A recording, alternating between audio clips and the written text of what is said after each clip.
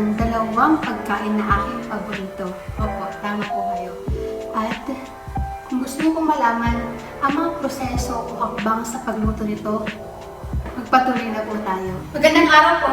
Sa video ito, matutunghayan po natin ang pagluluto ko ng paborito kong pagkain, ang buffalo chicken wings at ang banana chips. Kalahating kilo ng pakpak na manok.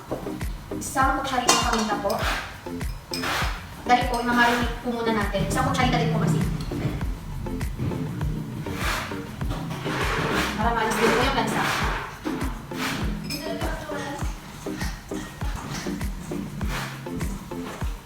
At ang panghuli naman po ay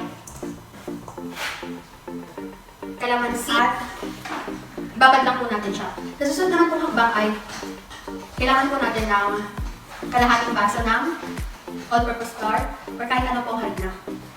At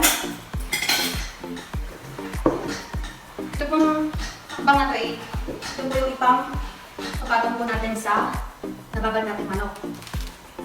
Ang ano po nilagay ay ang kalahating baso ng harina. At susunod naman po ay cornstarch. Kalahating baso ng manok. Kalahati o 1/4. Pwede rin pong 1/4 lang.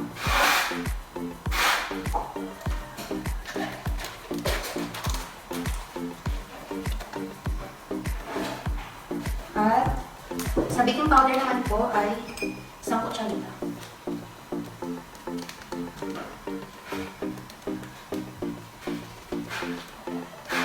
Nilagay ko po muna lahat yung mga ito yung mga sangkap para kumahalo ko mabuti. Tuloy ko muna natin bago tayo maglagay ng mga sangkap. Susunod ko naman po ang isang kutsarita kasing kalahati lang po sa kutsarita. Mapaalat natin. At syempre po paminta. Pakagluluto ng banana chips. Tatlong sangkap lang po ang kailangan nito. Ang hilaw na saging, asukal, at mantika. Ganito po siya manipis. Huwag pong makapagod. Sa kalahating kilong saging po, gagamit po ako ng isang basong asukal. Parehas naman po kawali. Kunin na po natin, buksan po natin ang namarinate natin manok at ang ating natimplahang breaded mix. Po yung pagpatong natin sa manok. Kumuha ng manok at nakasindi na po ang kalan non-stick ng organ natin. At ito po. Hindi na natin po ang tatlo charita na ibigyan.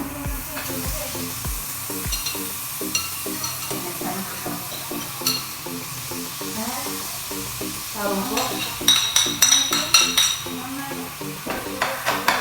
Sabi lang po natin para maging tutong yung bawang. So, ang apoy ulit po ay nasa low to medium heat na po. Maging nga hanggang sa tamang apoy lang. At ang ating ketchup.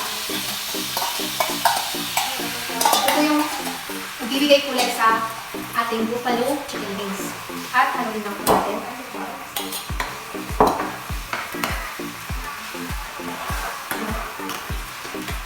Ayan po, haluin lang po natin mabuti.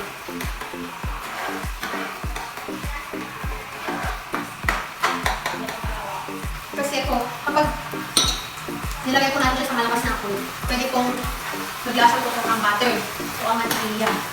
At magiging po na rin po ang bawang. Ang pagkalagay ko po ng ketchup ay kalahating baso na po. At isang kutsaritang toyo.